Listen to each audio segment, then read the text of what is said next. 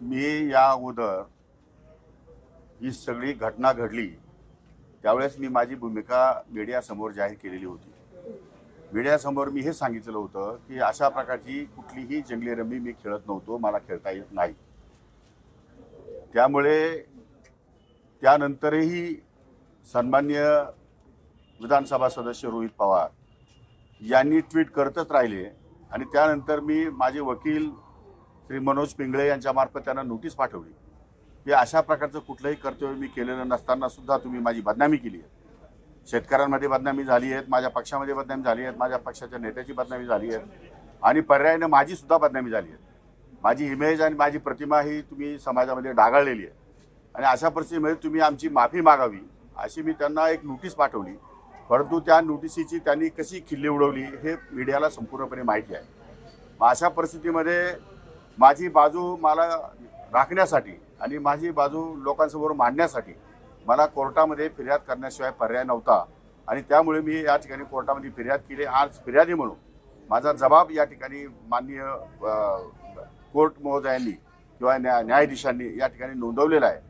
तो जबाब नोंदवण्यासाठी मी या ठिकाणी उपस्थित आहे. आपण असं देखील सांगितलं की फोटो नेमका कोणी काढला ते मला माहिती नाही, त्याची चौकशी व्हावी. बरोबर आहे की ही गोष्ट खरी आहे. जर रोहित पवार हे विधान परिषदेचे सदस्य नाही आणि त्यांना मध्ये येण्याची परवानगी नाही तर मग हा फोटो कोणी काढला नेमका आणि हा फोटो जर कोणी काढला असेल तर त्याचे नाव काय आहे ते अद्याप गुलदस्त्यामध्ये आहे. त्याची चौकशी पोलीस डिपार्टमेंट मार्फत सुरू आहे.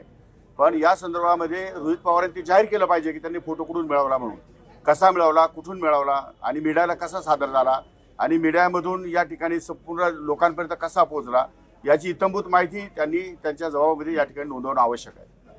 वकील साहेब एक मिनिट, आजची जी हिअरिंग झाली त्याच्यामध्ये आता आपले डिमांड्स काय असणार आहेत, काय आपण मागणी केली? नाही म्हणून ओल्ड सेक्शन 499 500 प्रमाणे पनिशमेंट व्हावी. याच्यामध्ये बदनामी झाली, बदनामीचा परिणाम काय झाला आपण सगळ्यांनी बघितला आणि जी गोष्ट केली नाही त्यासाठी संपूर्ण महाराष्ट्रभर बदनामी झाली आणि आम्ही त्यांना कायदेशीर नोटीस दिली होती. त्यांनी जर कायदेशीर उत्तर तसं दिलं असतं तर कदाचित हे यावर पण लागलं नसतं. पण ते आता हा सगळाच प्रश्न निर्माण झाला की तो व्हिडिओ कुठून आला, तो मॉर्फ झालेला नाही ना, ते सभासद नसताना तो व्हिडिओ काढला कोणी, बरं ते सभागृह एवढं संरक्षित आहे की तिथे जाऊन कुणाचा व्हिडिओ, कुणाचा मोबाईलमध्ये तो व्हिडिओ हॅक करणे, तो मोबाईल हॅक करण्यासारखा आहे. तर ते पण आम्ही त्याच्यामध्ये म्हटलं आहे 499 500 आम्ही ते पण IT सेक्शन्स त्याच्यामध्ये अंतर्भूत केलेलं आहे. तर या सगळ्या गोष्टींची चर्चा आता कोर्टासमोर होईल. दूध का दूध, पाणी का पाणी. काय तारीख दिली? 9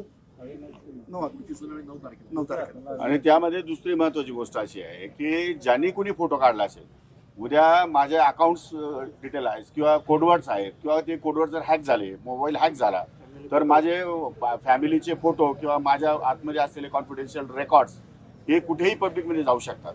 म्हणजे अशा प्रकारे विधान परिषदेची परवानगी नसताना एखाद्या सदस्याने किंवा सदस्यांनी नेमलेल्या एखाद्या कुठल्याही अधिकाऱ्याने किंवा पत्रकाराने किंवा कुणी आणखी माणसाने जर तो फोटो काढला असेल तर अशा प्रकारची प्रवृत्ती वाढवणं म्हणजे याचा अर्थ एक प्रकारे तुमच्या खाजगीकरणामध्ये, तुमच्या व्यक्तिगत जीवनामध्ये किंवा तुमच्या कॉन्फिडेन्शियल रेकॉर्ड पळवण्यामध्ये या ठिकाणी मदत केली असं त्या ठिकाणी होऊ शकतं. विधान परिषद असेल किंवा हे सभागृह सुरक्षित नाही आहेत असं आपल्याला वाटतंय का? ज्या पद्धतीनं व्हिडिओ आतमध्ये काढला जातो, तो व्हायरल केला जातो, आपण बसलेले असताना मागून कोणीतरी लपवून हा सगळा व्हिडिओ घेतोय, सिक्युअर्ड नाही आहे का?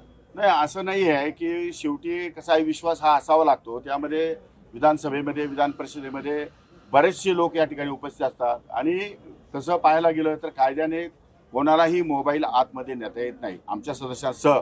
परंतु काही कामानिमित्त या ठिकाणी मोबाईलचा वापर व्हावा, काही लोकांना कळावं किंवा या ठिकाणी तिथल्या आमदारांना कळावं, तिथल्या मंत्र्यांना कळावं कुठे काय चालू आहे राज्यभरामध्ये. कारण शेवटी कशा आहे, घडामोडी होत असतात आणि ते कळावं म्हणून या ठिकाणी थोडंफार प्रमाणामध्ये सवलत विधानसभेचे अध्यक्ष किंवा विधान परिषद अध्यक्ष देतात. परंतु ते बेकायदेशीर आहे, चुकीचं आहे, यामध्ये काही शंकाच नाही.